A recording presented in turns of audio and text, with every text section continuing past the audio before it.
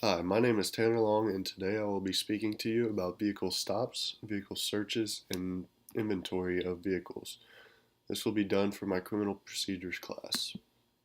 First of all, we'll talk about vehicle stops.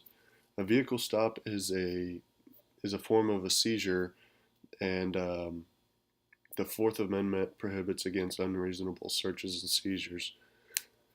So, if an officer just tries to come up and search your vehicle without reason, then that's illegal. They're not allowed to do that. There's no need for probable cause to stop a vehicle, but reasonable suspicion is needed. A stop by a police officer for no reason or without any justification is illegal. So they always have to have some kind of reasoning or reasonable suspicion, or they're looking for a vehicle that matches your description or something like that. What may follow a vehicle stop? Well, there's actually uh, a lot of things that could happen after you get stopped by the police. The police officer can order you and your passengers to get out of the car. They can ask you for your license, registration, proof of insurance. They can question the driver and the passengers. You can search the glove compartment for weapons. You can, if if they have reasonable suspicion, they can breathalyze you if they think you've been drinking and driving. Um, if you have a weapon in plain view, then they may seize that for the time being. Um, they can arrest you if probable cause does develop. Um, search a vehicle is probable cause. They can search your vehicle if probable cause is established. They can search the passenger and all the passenger has with them. Maybe they have a backpack or something like that. They can search the backpack as well, and they can ask you if you would consent to them searching your vehicle, or if you say no, then they can go get a warrant and end up searching your vehicle anyways. Vehicle searches, a vehicle stop is totally different from a vehicle search. Each one has different rules. A driver can give an officer consent to search their vehicle. Probable cause must be present. Reasonable suspicion is not sufficient for this one. To search a vehicle, it must be mobile, meaning capable of being driven away.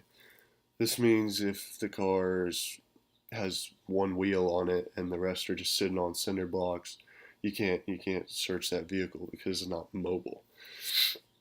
If the vehicle doesn't have an engine, obviously it's not mobile either. So the car has to be able to run and drive down the street. Warrantless searches. Once the driver has been arrested, the police may conduct a warrantless search of the passenger compartment of the car. If the police legitimately stop a car and have probable cause to believe that it contains contraband, they can conduct a warrantless search. Um, when they do this warrantless search, it can be from they can just take a peek around with a flashlight, or if they feel that they're gonna find something, then they can um, they can search it as thorough as they want. If they want to go in the glove compartment and look in all these wrappers that you have, maybe they think you have contraband in there, then they can do that.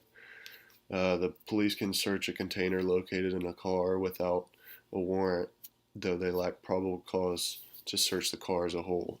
So they can search your glove compartment if you have, say, like a little bottle that may contain drugs in it, but even if they don't have a probable cause to search your whole vehicle.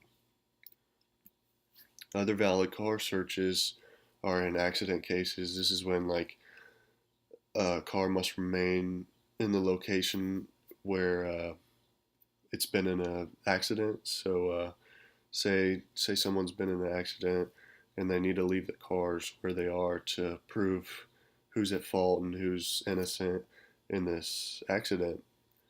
If the police feel that there's drugs or alcohol or some kind of weapon that could be a danger to society, then they can they can search the vehicle just to keep the public out of danger. Another valid car search is when the vehicle has been subject to a crime. This means if the vehicle has been stolen or has been damaged or some sort like that. Maybe they use the car to rob a bank or something like that. Another valid car search is the vehicle is believed to be abandoned. So if the car's been sitting there for a couple weeks now and nobody's come to claim it or wrote a note on it or anything saying that it's theirs, then they can search the vehicle and try to find out whose vehicle it is. There are a few issues that are related to vehicle searches. Some being that searches are not contemporaneous. Warrantless searches when there's time to obtain a warrant. This is when, say, an officer doesn't have consent to search a vehicle and they do have time to receive a warrant, but they don't anyways and just try to sneak their way through. This can cause issues and warrantless seizures of vehicles found in public places, the use of electronic devices to monitor vehicles, immigration and border searches of vehicles. These are all issues related to vehicle searches because there's a lot of specific guidelines that you have to follow to be able to search a vehicle. Vehicle inventory searches. In an inventory, the police have to search the vehicle and they find each item that they find. They have to make an inventory, so they write everything down and make a checklist to make sure everything's there when the car is returned back to its owner. But this can be done to find evidence of a crime or anything of that nature. There's the court has decided 2 cases addressing the validity and scope of vehicle inventory searches, and these are immediately after an arrest and after the vehicle has been impounded, of course.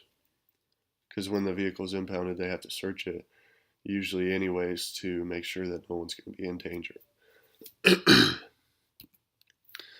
Stop, search, and inventory. Most people, when they get their driver's license, eventually, yes, they're going to be pulled over by a police officer.